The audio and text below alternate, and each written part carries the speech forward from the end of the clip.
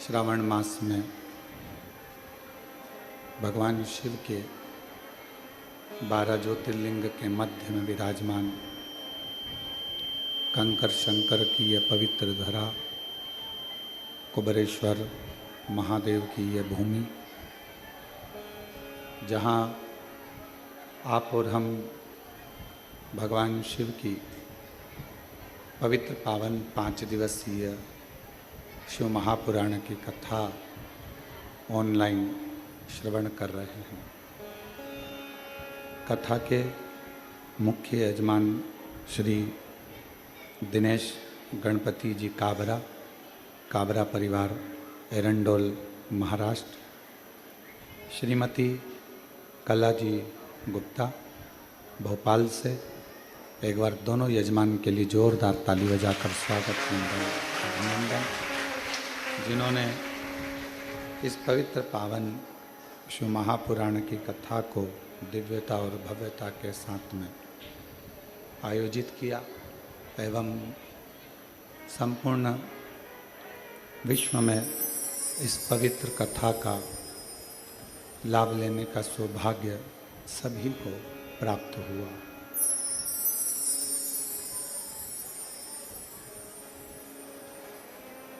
कावड़ियों की इस पवित्र भक्ति में बाबा के भरोसे अपना विश्वास रखकर पूरे भारत देश में कावड़ यात्री अपनी अपनी आस्था और विश्वास के साथ में ये पवित्र पावन गंगा का जल लेकर माँ क्षिप्रा, माँ नर्मदा, माँ सीवन का जल लेकर, माँ पार्वती का जल लेकर, माँ यमुना जी का जल लेकर, माँ सरयू, माँ कावेरी, माँ गोदावरी, माँ गंगोत्री का जल लेकर संपूर्ण विश्व के श्रेष्ठ शिवालयों में ये पवित्र जल पहुंचकर बाबा को समर्पित होता है। शिव, चोंगे जैसी आवाज़ आ रही है पूरे साउंड में। शिव ओगड़दानी है, त्रिकालदर्शी है, कैलाशी है, अविनाशी है। और उसकी जो भक्ति है वो जीवन का ऐसा कोई मानव जीवन का दुख जिसको वो काटता नहीं, जिसको समाप्त नहीं करता, काटता नहीं हो, समाप्त नहीं करता हो, काटता नहीं। एक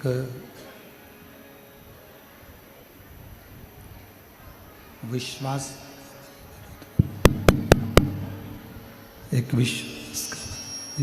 का बल, एक विश्वास का बल जब प्रबल, विश्वास की दृढ़ता हो। क्या है? शिव शिव शिव शिव शिव, शंभु शंभु शंभु। एक विश्वास का बल, शंभु शंभु शंभु शंभु शंभु शंभु शंभु शंभु शंभु शंभु।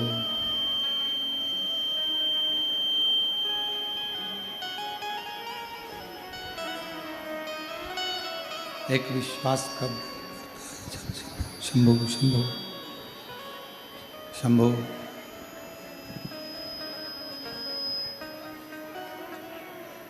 शिव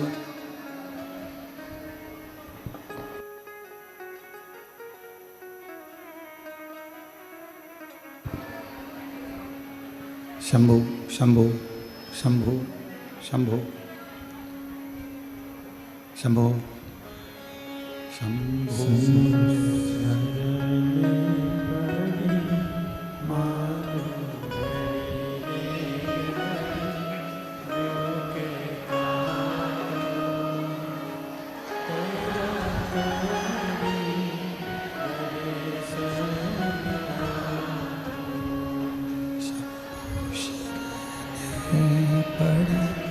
मांगू घड़ी रे घड़ी दुख काटो, दया कर ने दर्शन आपो, शंभु शरण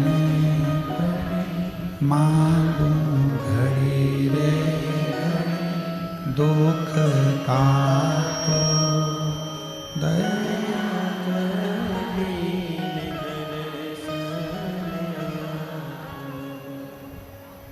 विश्वास का बल जब बढ़ता है और विश्वास जब प्रबल होता है, उस प्रबलता में भगवान शिव, ओगड़दानी, त्रिकालदर्शी, कैलाशी, विनाशी शंकर जीव पर किसी भी करुणा करते हैं, किसी भी रूप में करुणा करते हैं, किसी भी रूप में कृपा जरूर करते हैं।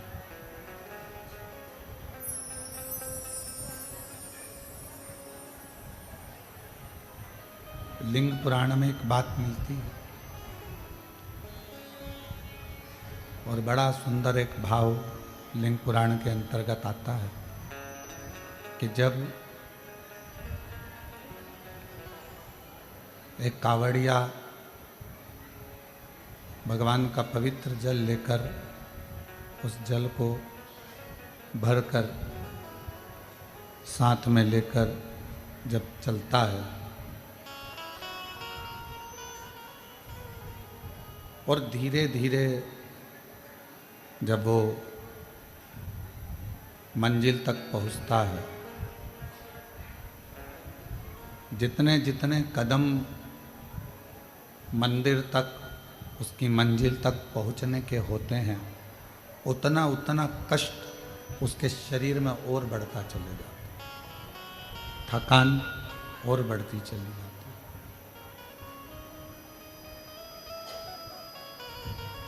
कष्ट और बढ़ते चले जाता है और जब शिवालय तक पहुंचता है, भगवान शंकर के मंदिर तक पहुंचता है, शिवालय तक पहुंचता है, भगवान शंकर के मंदिर देवालय तक वो जब पहुंच जाता है, तब जितने जितने कदम में उसको जो कष्ट मिला है, जितने कदम में उसको जो कष्ट प्राप्त हुआ है, वो सारा कष्ट मंदिर में, शिवालय में, देवालय में, तीर्थ में पहुंचकर शिव उसके सारे कष्टों को उसी क्षण हर लेते हैं और उसको दुख से मुक्त करते हैं।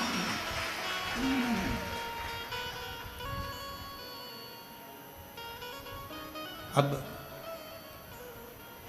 चाहे 12 ज्योतिर्लिंग हो, चाहे कुबेरेश्वर बाबा की पवित्र धरा हो, चाहे आपके नज़दीक का कोई शिवालय हो, कोई आस्था का केंद्र हो, भगवान शिव का कोई धाम हो, जहाँ आप एक विश्वास के साथ, भरोसे के साथ, दृढ़ता के साथ भगवान के उस धाम पर जा रहे हैं। जितने जितने कदम आप भगवान शिव के द्वार तक जाने में लगते हैं, जितने कदम आप चलते हो,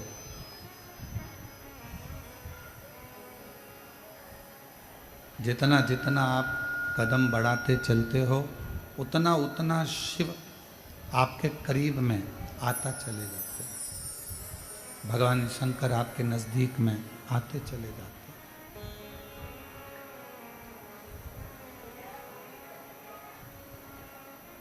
कई लोग अपने भाग्य को कोसते रहते हैं, अपने भाग्य को कोसते रहते हैं। कई लोग अपने भाग्य को कोसते रहते हैं।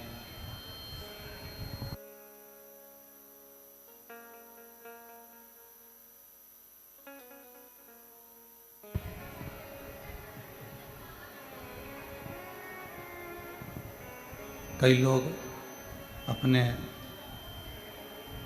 भाग्य को कोसते रहते हैं और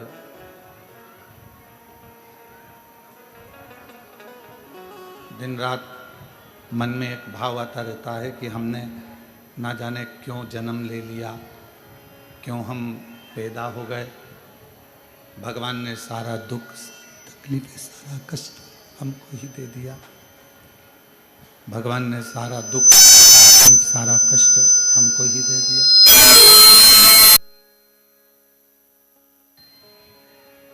भीतर से शंभु शरण पड़ी, मांगू घड़ी रे दुख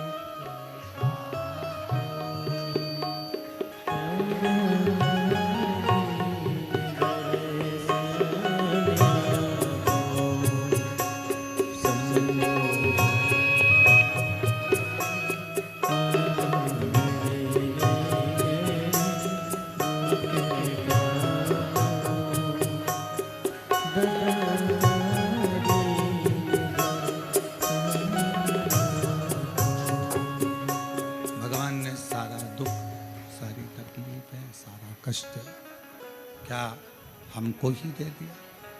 व्यक्ति अपने आप को जब कोसता है, शिव कहते हैं कि आप भाग्य की साधना क्या करें। शंभो शंभो शंभो शंभो शंभो शंभो। शिव कहते हैं आपके भाग्य की सराहना क्या करा जाए। ये शरीर, ये मानव की देह, ये शरीर केवल कोसने के लिए नहीं है। ये मानव की देह, ये शरीर अपने आप को कोसने के लिए नहीं है। ये मानव की देह, ये शरीर बड़ी मुश्किल से ना जाने कितने कितने कितने कितने दुख, कितने कितने जन्म हमने झेले होंगे, कितने जन्म हमने निकाले होंगे, तब जाकर ये मानव का शरीर प्राप्त हुआ है। और इस मानव शरीर को यदि आप दिन रात कोस रहे हो तो वो श्रेष्ठ नहीं। इस मानव शरीर में जो बक्से लगे हैं वो तो सही लगे हैं, उसको वहां से सेट करो।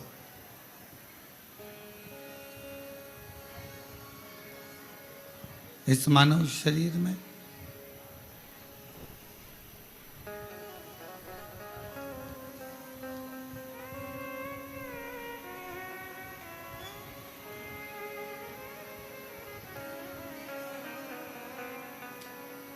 ये मानव शरीर के अंतर्गत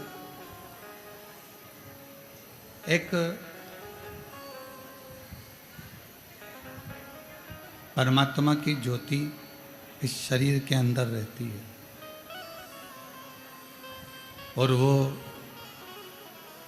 परमात्मा की वसरेंद्र, परमात्मा की ज्योति ही, आवाज आ रही है पीछे? नहीं आ रही। एक परमात्मा की ज्योति ही हमें परमात्मा से मिलाने का कार्य करती है। और शंभु शरण मांगू घड़ी दुख दया दर्शन आपो। शंभु शरण मांगू घड़ी रे दुख काटो दया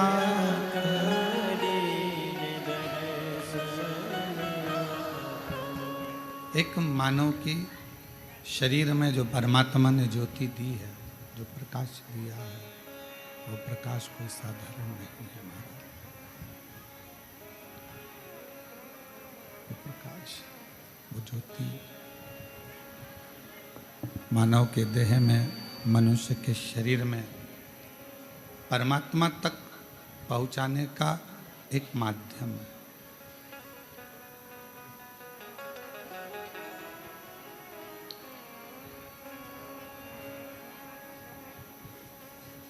जब आप किसी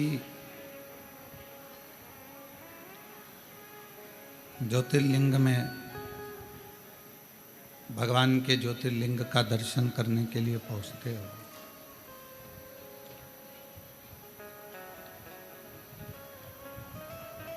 उस ज्योतिर्लिंग में जो ज्योति होती है, भगवान शिव का जो तेजपुंज प्रकाश होता है, वो हमारे हृदय में जो ज्योति विराजमान होती है, जो ज्योति हमारे हृदय में रहती है, वो ज्योति शंकर के शिवलिंग की ज्योति, सामने भगवान शंकर के शिवलिंग की ज्योति, और एक हमारे मन की, आत्मा की, हृदय की ज्योति, उन दोनों ज्योतियों का संगम भगवान शिव के दर्शन के समय पर होता है।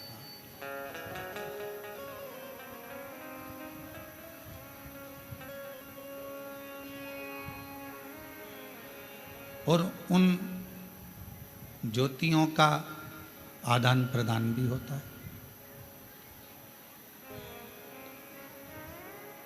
आत्मलिंग ज्योति अर्थात ये मानव का जो शरीर है, उस शरीर के आत्मा में एक आत्मलिंग ज्योति होती है।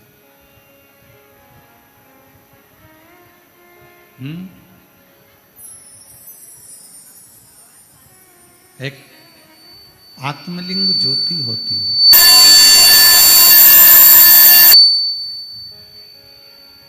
और वो आत्मलिंग ज्योति शिवलिंग की ज्योति की ओर जाती है, और भगवान शंकर के शिवलिंग में जो ज्योति होती है, वो आत्मलिंग ज्योति की ओर जाती है।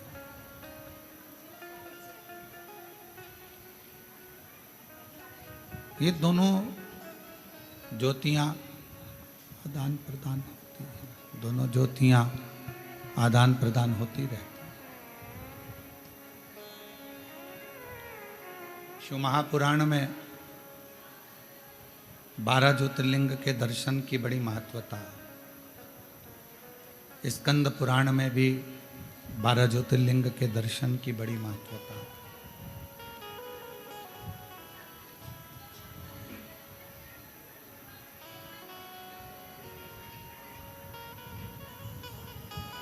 लिंग पुराण में भी 12 ज्योतिर्लिंग के दर्शन की महत्वता है। उन ज्योतिर्लिंग में पहुंचना और भगवान शंकर के उन ज्योतिर्लिंगों का दर्शन कर कर आत्म ज्योतिर्लिंग, आत्मलिंग और उसका प्रकाश, और जो सामने शिवलिंग है, ज्योतिर्लिंग है, उसका प्रकाश,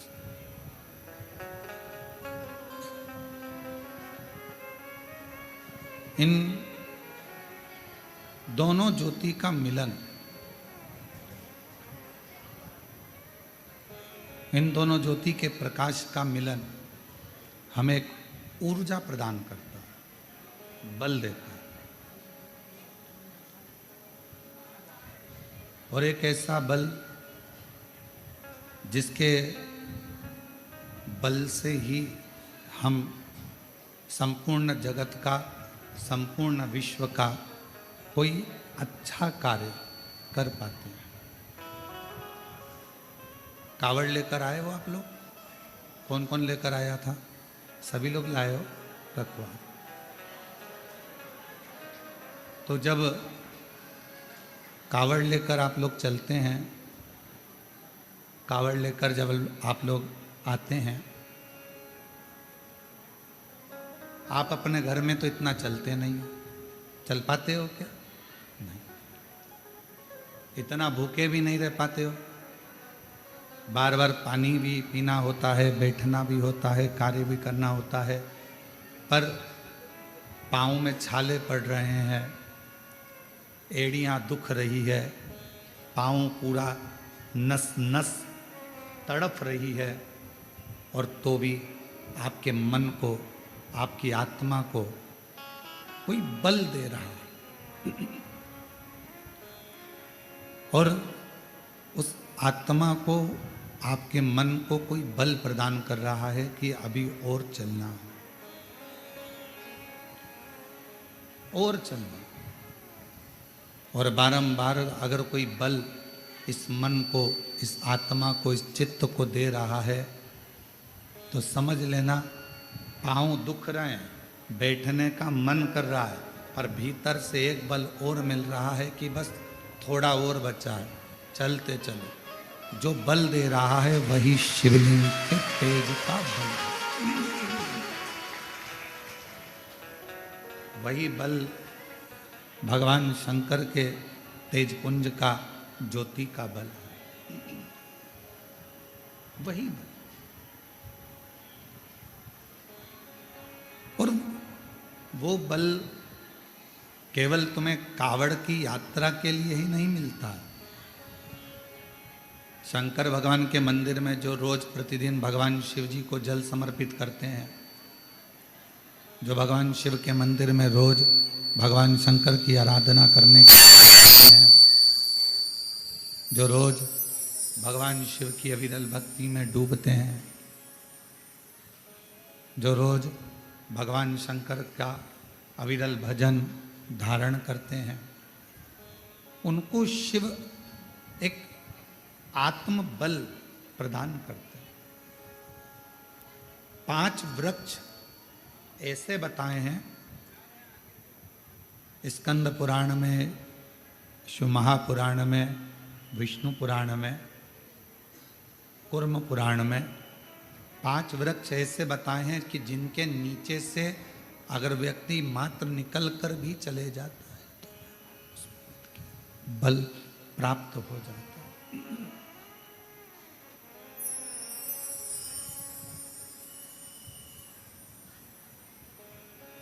कभी मौका लगे तो आप, कभी आपको मौका लगे तो आप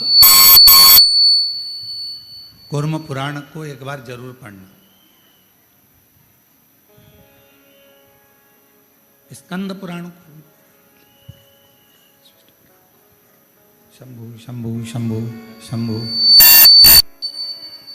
कभी मौका लगे तो शिव महापुराण को, लिंग पुराण को, कूर्म पुराण को अवश्य पढ़ें। और जब आप पढ़ेंगे, उसको अध्ययन करेंगे, थोड़ा सा ध्यान देंगे, तो आपको मालूम पड़ेगा 5 वृक्ष ऐसे हैं जिनके मात्र नीचे से निकल जाने पर भी व्यक्ति को बल प्राप्त हो जाता है। पहले नंबर पर है बेलपत्र का वृक्ष, दूसरे नंबर पर है शमी का वृक्ष, तीसरे नंबर पर है आंवले का वृक्ष, चौथे नंबर पर है पीपल का वृक्ष, और 5वें नंबर पर है वट वृक्ष।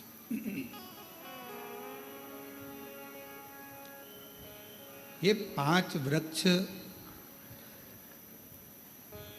इन वृक्षों की मात्र छांव, इन वृक्षों की मात्र छाया हमको बल प्रदान करती है, हमें एक अलग से एनर्जी देती है, हमको अलग से बल देती है, अलग से एनर्जी देती है, अलग से बल प्रदान करती है। और इन वृक्षों के नीचे अगर मान लो कोई 5 minute, 7 minute, 10 minute, 15 minute, 20 minute कोई बैठ गया और वहाँ बैठकर भगवान शंकर के पंचाक्षर मंत्र का नमः शिवाय, षडाक्षर मंत्र का ओम नमः शिवाय या श्री शिवाय नमस्तुभ्यम का जाप या द्वादशाक्षर मंत्र ओम नमो भगवते वासुदेवाय का जाप, राम नाम, कृष्ण नाम, शिव नाम का जप यदि कोई मन से इन वृक्षों की छांव में बैठकर यदि करता है तो उसको उसका फल अवश्य प्राप्त होता है, उसका फल उसे अवश्य मिलता है।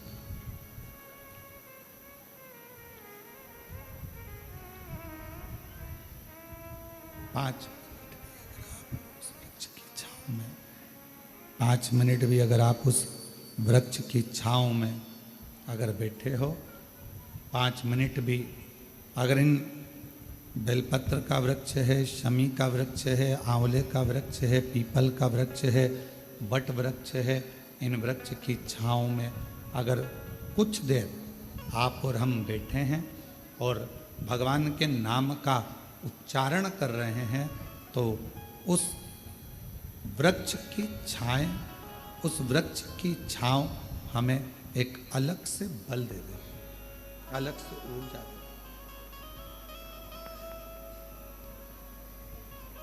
और मेरी जीजियों, मेरे जीजाओं, मेरी बेटियों, बेटाओं, मेरी माताओं, मेरे भाई, मेरी बहनों, एक निवेदन करेंगे कि कभी यदि बहुत ज़्यादा रोग शरीर में अगर ग्रसित हो गया और रोग छूट नहीं रहा तो शमी के वृक्ष के नीचे बैठकर या तो भगवान शिव का नाम या भगवान श्री गणेश जी महाराज का नाम जैसा तुम जप सकते हो, जैसा तुम बोल सकते हो, जैसा तुम भज सकते हो वैसा भजो, वैसा करो, जैसा तुमसे बन जाए। शंभु शंभु शरणे मां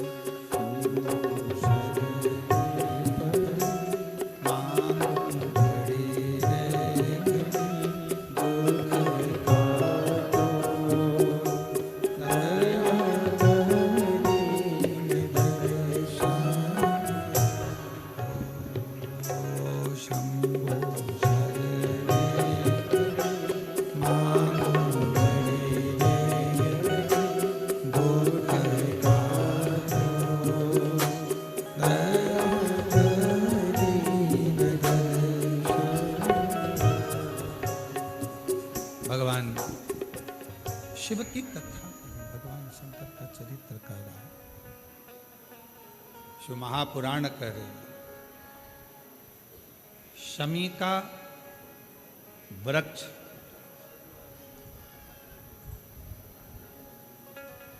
हमारे शरीर में जो रोग होता है उस रोग के जितने भी तत्व होते हैं उनको शमी का वृक्ष खींचता।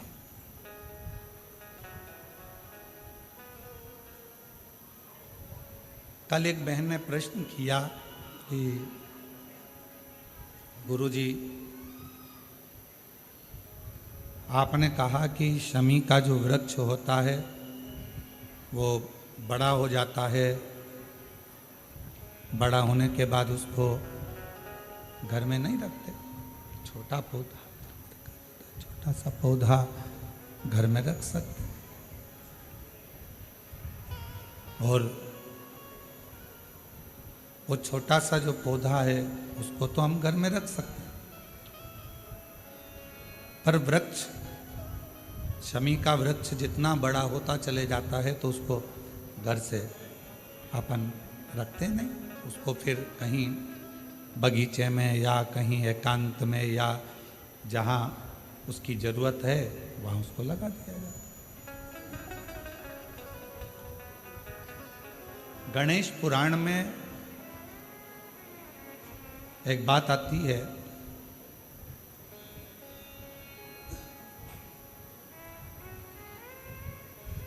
कि शमी का जो वृक्ष होता है वो रोग को खींच लेता, बीमारी को खींचता, तकलीफों को खींचता, दुख को खींचता, शरीर के रोगों को वो खींच लेता। तो शिव महापुराण की कथा में और गणेश पुराण की कथा से एक बात सीखने को मिलती है कि पौधा छोटा रहेगा तो आप उसका पूजन भी कर सकोगे, पत्ते भी ले सकोगे, शिवजी पे भी समर्पित कर सकोगे। और घर के अंदर यदि कोई तकलीफ में है, कष्ट में है, तो उसके दुख को भी वो खींच ले, उसके कष्ट को भी वो खींच ले, उसके कष्ट को, उसके दुख को खींच लेता है, उसके कष्ट को, उसके दुख को वो खींच लेता है। पर जैसे ही शमी का पौधा बड़ा हुआ, शमी का वृक्ष बड़ा हुआ और उस वृक्ष के इर्द गिर्द से अगर निकल कर जा रहा है, शमी के उस वृक्ष के आसपास से, इर्द गिर्द से अगर कोई निकल कर जा रहा है तो उसके भी रोग को वो खींचता है, उसके भी रोग को वो खींचता। तो हमारे यहाँ सनातन धर्म में सर्व जगत के हित की बात कही जाती है कि शमी का जब पौधा बड़ा हो जाए, शमी का वृक्ष जब बड़ा हो जाए, शमी का पौधा जब बड़ा हो गया तो उसे कहीं अच्छी जगह पर लगा दिया जाए जिससे सर्व जगत के दुखों को वो खींचता रहे, सबके रोगों को वो समाप्त करता रहे, सबके रोगों को वो खींचता रहे, समाप्त करता रहे, सर्व जगत के हित। छोटा है पौधा अपने नजदीक। शिव महापुराण में 5 वृक्षों का जो वर्णन किया गया, पहले नंबर पर है बेलपत्र का वृक्ष, दूसरे नंबर पर है शमी का वृक्ष, तीसरे नंबर पर है आंवले का वृक्ष, चौथे नंबर पर है पीपल का वृक्ष और 5वें नंबर पर है वट वृक्ष।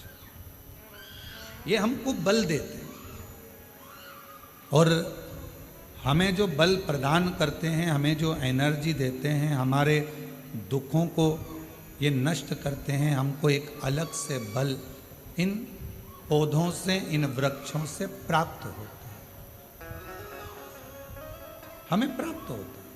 और वो जो बल है और हमको जो बल मिलता है इन वृक्षों के नीचे बैठकर, इन वृक्षों के नीचे भगवान का भजन कर कर, स्मरण कर कर, कीर्तन कर कर, मंत्र जाप कर कर, नाम जाप कर कर, वो बल एक अलग ही बल है, वो बल एक अलग। और शंभु शरणे मांगू घड़ी दुख काटो, दया करी दर्शन हो। शंभु शरणे मांगू घड़ी दुख काटो,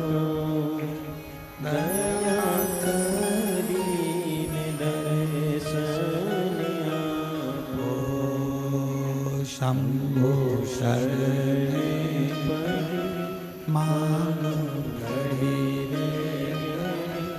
दुख काटो दया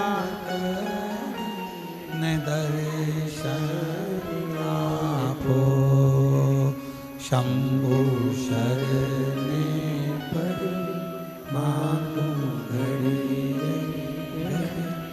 दुख काटो दया ने दर्शन आपो शंभु शरणे पड़ी मांगू घड़ी दुख काटो दया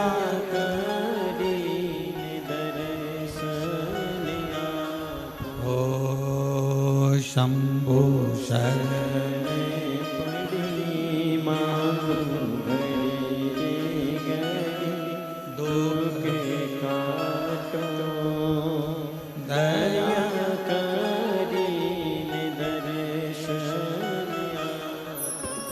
तो शमी का जो पौधा है वो हमको एक एनर्जी, एक बल देता है। और उस पौधे के नीचे थोड़ा प्रेशर बढ़ा दो। उस पौधे के नीचे जब हम बैठते हैं, भगवत भजन करते हैं, नाम जाप करते हैं, स्मरण करते हैं, तो उसका फल हमको अधिकता में प्राप्त होता है। अधिकता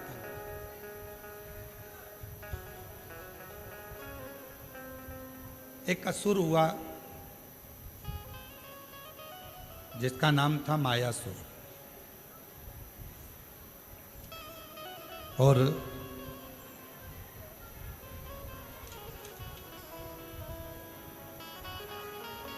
वो बड़ा प्रबल था।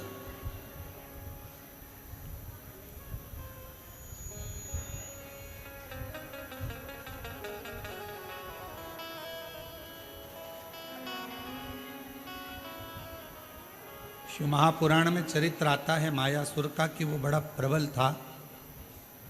इतना इतना बल उसके अंदर था। भगवान नारायण ने स्वयं ब्रह्मा जी से पूछा, क्या इसको बल तुमने दिया?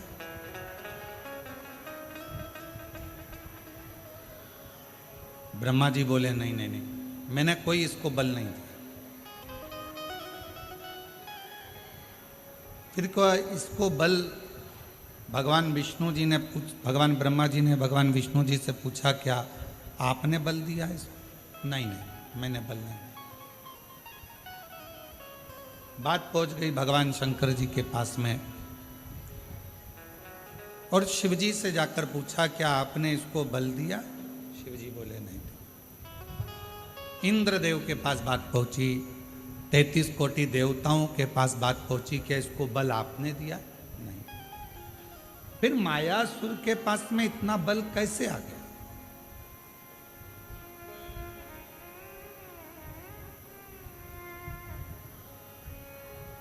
असुर है, राक्षस है, ना इसने अभी कोई तप करा, ना अभी इसने कोई साधना करी, ना कोई इसने व्रत करा, ना कोई उपासना करी, फिर इतना बल इसके पास कैसे आ गया? इतना बल इसको कैसे प्राप्त हो गया? तब सारे देवता आश्चर्य में पड़ गए कि इसके अंदर इतनी एनर्जी, इतना बल इसके अंदर कहां से आ सकता? आया कहां से?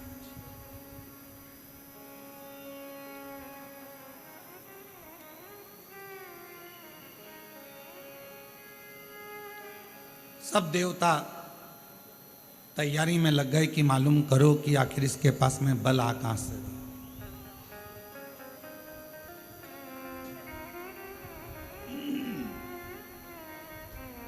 इसके पास में इतना बल कहां से प्राप्त होगा?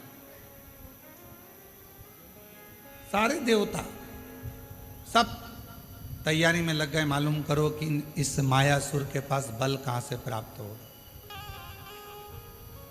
और सारे देवता मालूम करने में लगे, फिर भी कोई ठिकाना नहीं मालूम पड़ा कि आखिर बल कहां से आ। कैसे प्राप्त हो। महीनों निकल गए पर